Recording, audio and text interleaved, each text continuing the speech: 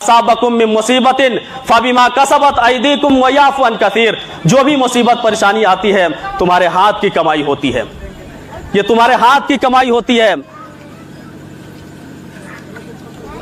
तो अल्लाह रब्बुल इज्जत ने क्या फरमाया कि ज़िना के करीब मत जाना, इसलिए कि अल्लाह रब्बुल इज्जत ने फरमाया कि ला तक़रबु ज़िना, अगर तक़रबु होगा तो फिर तफ़अलु होगा। अगर गुनाह के करीब जाएंगे तो ना चाह करके भी गुनाह हो जाएगा हमसे, इसलिए अल्लाह रब्बुल इज्जत ने पहले ही मना कर दिया कि गुनाहों के करीब ही मत जाना। तो अल्लाह रब्बुल इज्जत ने हमें और आपको जो हिदायत की दौलत अता फरमा रखी है, ये सबसे ज्यादा कीमती दौलत है। हम गलत काम करके इसको तबाह ना करें, इसको बर्बाद ना करें। अच्छा, अब कोई कह सकता है कि भाई हम तो पैदाइशी तौर पर मुसलमान हैं, हम पैदाइशी तौर पर मुसलमान हैं तो फिर हमें ईमान पर मेहनत करने की क्या ज़रूरत है, फिर हमें ईमान पर मेहनत करने की क्या ज़रूरत है, हमें मुजाहिदा करने की क्या ज़रूरत है। तो हम दो जवाब आपको देंगे। बेशक हमें कोई शक नहीं हम पैदाइशी मुसलमान हैं, लेकिन एक जवाब तो ये है कि हमारा ईमान जो है ये नाकिस है। कितना अमल हम अल्लाह को खुश करने वाले करते हैं और कितना नाराज करने वाले करते हैं, हर आदमी सोच सकता है। अभी जो बातें की गई हर आदमी सोच सकता है कि हमारे अंदर अल्लाह रब्बुल इज्जत की हुक्म, हम अल्लाह रब्बुल इज्जत के हुक्म अदुली कर रहे हैं या फिर हुक्म पर अमल कर रहे हैं। तो सबसे पहला जवाब ये कि हमारा ईमान जो है ना ये नाकिस है, इसको कामिल बनाने की जरूरत है। हर आदमी देख सकता है, सोच सकता है कि हम 24 घंटे में अल्लाह रब्बुल इज्जत को खुश करने वाले कितने काम करते हैं और नाराज करने वाले कितने काम करते हैं। और आजकल एक नया फैशन चला है, पता है क्या, कि गुनहगार भी बनो और दीनदार भी बनो।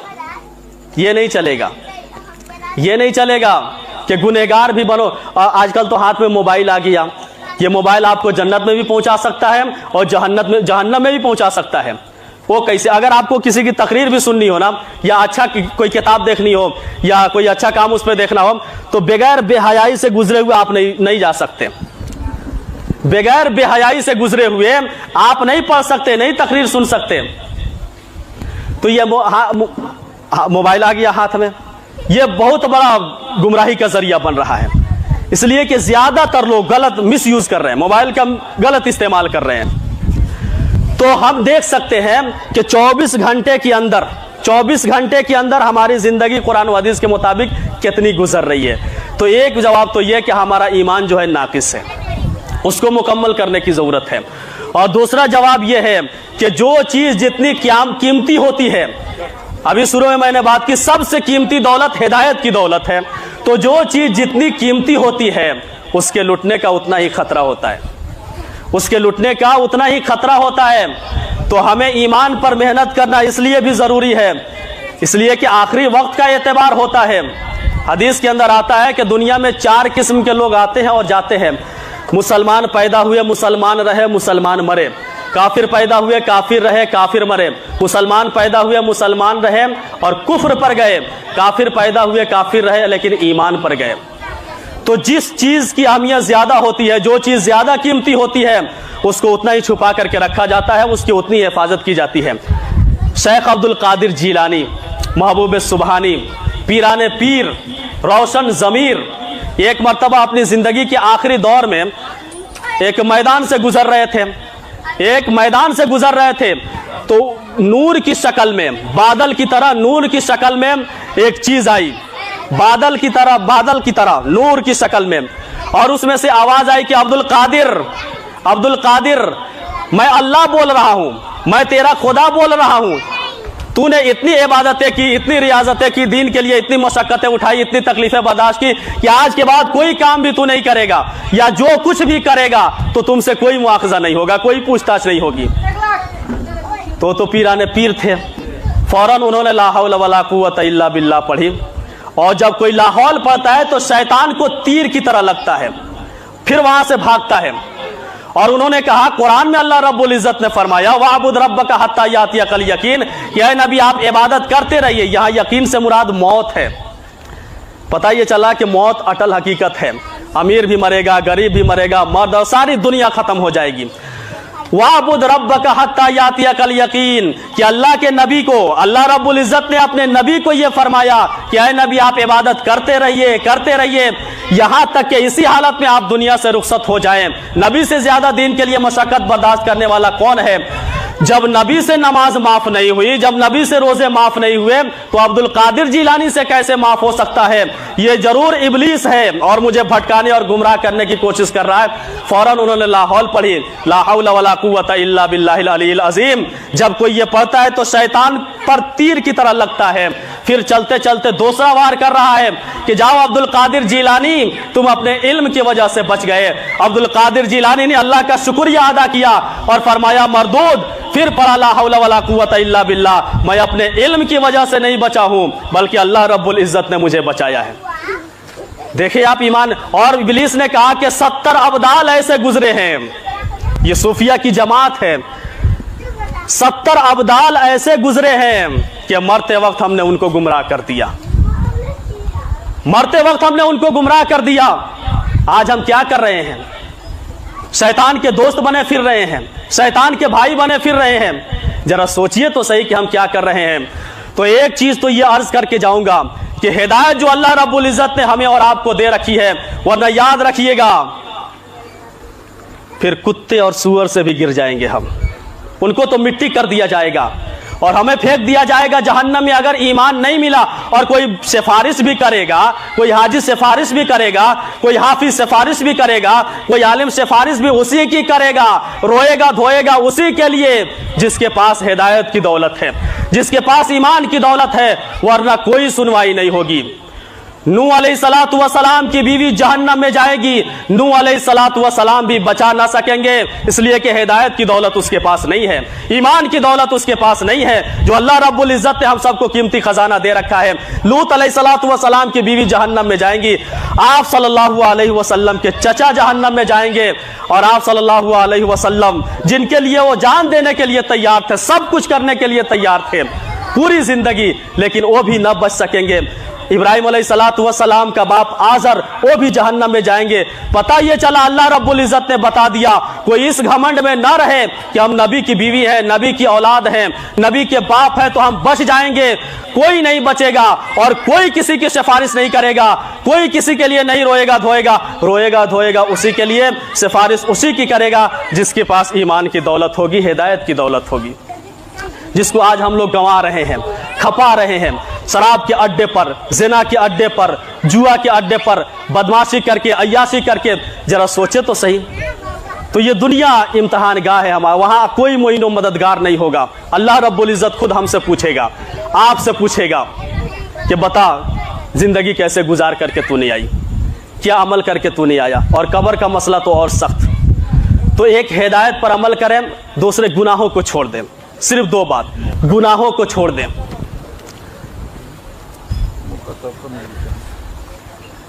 गुनाहों को छोड़ दें। अब्दुल्ला बिन ज़ैद रजी अल्लाह ताला अन्हु फरमाते हैं कि मैं एक मरतबा कब्रिस्तान गया, हम ये ना सोचे कि हम नमाज पढ़ रहे हैं, हम हज कर रहे हैं, हम सब कुछ कर रहे हैं, नहीं। किस बात पर अल्लाह रब्बुल इज्जत पकड़ कर लेगा वही बेहतर जानता है। किससे अल्लाह कौन कितना बेहतर है, कौन कितना अच्छा है, खराब है, वो तो अल्लाह ही बेहतर जानता है। हम किसी के ऊपर कुछ नहीं बोल सकते। और एक आदमी मान लीजिए बादाम भी खा रहा है, छुआड़ा भी खा रहा है, पस्ता भी खा रहा है, सारी चीजें खा रहा है और साथ में जहर भी खा ले, कौन ज्यादा काम करेगा? अच्छी अच्छी चीजें खा रहा है और जहर भी मिला दे तो फिर क्या होगा उसका मसला, क्या उसकी हालत होगी, आप खुद देख ले। तो गुनाहों से बच, और अज़ाबे कब्र तो बरहक है। यहां अगर बच गए तो अज़ाबे कब्र तो बरहक है। यहां अगर अल्लाह रब्बुल इज्जत ने ढील दी हमें तो वहां तो हम फंस जाएंगे, और वहां तो अकेले जाना है। कोई कितना मोहब्बत करने वाला शौहर होगा या बीवी होगी, कोई साथ में नहीं जाएगा। उमर बिन अब्दुल अजीज रहमतुल्लाह अलैह से एक शख्स ने कहा कि मुझे कुछ नसीहत कीजिए। फरमाया तेरा बाप जिंदा है? फरमाया कि नहीं। फरमाया जिसके बाप के मरने ने कोई नसीहत न दी, उमर बिन अब्दुल अजीज रजी अल्लाह ताला अन्हु, उन्हें क्या नसीहत करते? उठ मेरे पास से चला जा। हम देख रहे हमारे घर में बाप रहते थे, दादा रहते थे, सब कोई रहते थे, फिर भी हम गफलत में अपने हाथ से दफना करके आते हैं अल्लाह रब्बुल इज्जत से। और फरमाया गया ना, जो गाना सुनता है, जो गुनाह करता है गाना सुनता है, पिघलाया हुआ शीशा जहन्नम की आग का अगर तेल गरम करके सिर्फ डाल करके देखिए, क्या आप सुई चुभो करके देखिए, जब हथौड़ा मारा जाएगा तो क्या होगा, एक हथौड़ी हाथ पर मार करके देखिए, कोई गुर्दा अल्लाह खराब कर दे, किडनी खराब कर दे, हाथ पैर तोड़ दे, तो कैसा लगता है, क्या मुसीबत होती है, क्या परेशानी। और जहन्नम में तो न मरेंगे न जिएंगे, ला यमूत फीहा वला यहिया, मरेंगे इसलिए नहीं कि वहां तो मौत है नहीं, और जिंदगी इसलिए नहीं कि ये जीना भी कोई जीना है। मुसीबत परेशानी आती है तो आदमी सोचता है कि मर जाते हैं, ऐसे जिंदगी से बादशाह वो बीमार हो, उससे बढ़िया तो तंदुरुस्त कुत्ता है। तो भाई अज़ाब कब्र भी फर्क है, हमारा ये ईमान है, अहले सुन्नत वल जमात का अकीदा है कि इसे जिस्म को अज़ाब होता है, इसे रूह को अज़ाब होता है। इसलिए हम अपनी आखिरत की फिक्र करें। अल्लाह रब्बुल इज़्ज़त अब तक जो हुआ सो हुआ, अल्लाह रब्बुल इज़्ज़त के सामने हम तौबा करें, अपने ईमान की मजबूती की दुआ करें, अपने मुल्क के लिए दुआ करें, अपने मुआशरे के लिए दुआ करें। और अगर कोई गुनाह कर रहे हो तो गुनाह छोड़ दें, गुनाह में कोई लज्जत नहीं है, और लज्जत है तो फनाइयत है थोड़ी देर के लिए। सच्ची तौबा करने वाला ऐसा हो जाता है जैसे उसने गुनाह किया ही नहीं। तो अब तक जो हुआ हम सच्ची तौबा करें, बल्कि अल्लाह उसकी नेकियों को गुनाहों से बदल देता है, अल्लाह उसके गुनाहों को नेकियों से बदल देता है। हम जो गुनाह किए हुए रहते हैं, अगर सच्चे दिल से तौबा करेंगे तो अल्लाह नेकियों से बदल देता है। नेकियों से कैसे बदल देगा? मिसाल के तौर पर अगर कोई हज करने गए, अगर कोई हज करने के लिए जा रहे हैं और सच्ची पक्की तौबा कर लिए, कोई नाच गाना करता था, बुराई करता था, सच्ची पक्की तौबा कर लिया कि आज के बाद से अल्लाह नहीं, आज के बाद से कुछ नहीं करेंगे, तो जब वो लब्बैक कहेगा, लब्बैक ला शरीक लक लब्बैक इन्नल हम्द व निअमत लक ला शरीक लक, तो ये जो भी दुआ पढ़ेगा वो उसकी नेकी अल्लाह रब्बुल इज़्ज़त वहां लिख देंगे जहां गुनाह लिखा हुआ होता है। खुद अल्लाह रब्बुल इज़्ज़त ये काम करेंगे, अल्लाह रब्बुल इज़्ज़त, फरिश्तों, क्योंकि फरिश्ते तो ताना देते हैं ना कि आपके बंदे ये करते हैं। फरिश्तों ने कहा था कि आप इनको क्यों पैदा कर रहे हैं, ये कुरेजी करेंगे, कत्ल गारत गरी का बाजार गर्म करेंगे, ये सब कुछ करेंगे। तो अल्लाह रब्बुल इज़्ज़त हर जगह लब्बैक लब्बैक लब्बैक लिखता हुआ चला जाएगा और गुनाहों को मिटाता हुआ चला जाएगा। इसलिए अपनी नज़र की हिफाजत कीजिए, ज़बान की हिफाजत कीजिए। जो बातें कही गई बहुत कम है, जो रह गई बहुत ज़्यादा है। और एक बात और आखिर में कह देता हूँ, अल्लाह रब्बुल इज़्ज़त ने मर्दों को भी हुक्म दिया है यग़ुज़्ज़ु मिन अबसारिहिम, और औरतों को भी हुक्म दिया है यग़ुज़्ज़ुन मिन अबसारिहिन्ना। औरतें भी अपनी निगाहें नीची रखें, मर्द भी अपनी निगाहें नीची रखें। और अल्लाह रब्ब, देखिए तरबियत कैसे हो रही है शर्म व हया के साथ, ये अंदाज देखिए तरबियत कैसी हो रही है शर्म व हया के साथ। आखिरी बात कि अल्लाह नबी आप फरमा दीजिए, नमाज का हुक्म डायरेक्ट, ज़कात का हुक्म डायरेक्ट, और अहकाम का हुक्म डायरेक्ट, लेकिन जब शर्म व हया की बात आई तो अल्लाह रब्बुल इज़्ज़त अपने नबी से आप फरमा दीजिए। जैसे बेटा कोई गलती करना, चाचा से कहा जाता है कि भाई आप समझा दीजिए उसको, किसी बड़े से कहा जाता है कि आप समझा दीजिए उसको कि ये ऐसा ना करें। तो इसी तरीके से अल्लाह रब्बुल इज़्ज़त हमें समझा रहे हैं। तो हम भी अपनी नज़र की हिफाजत करें, आप भी अपनी नज़र की हिफाजत करें, मर्द भी हिफाजत करें, औरतें भी हिफाजत करें, और अल्लाह रब्बुल इज़्ज़त से दुआ करें कि गुफ्तगू के दरमियान अगर कोई गलती हो गई हो तो अल्लाह रब्बुल इज़्ज़त माफ़ फरमाएं। अस्तग़फिरुल्लाह रब्बी मिन कुल्लि ज़म्बि व अतूबु इलैह। सुब्हान रब्बिका रब्बिल इज़्ज़ति अम्मा यसिफ़ून व सलामुन अलल मुरसलीन वल्हम्दुलिल्लाहि रब्बिल आलमीन। अस्सलामु अलैकुम व रहमतुल्लाहि व बरकातुहू।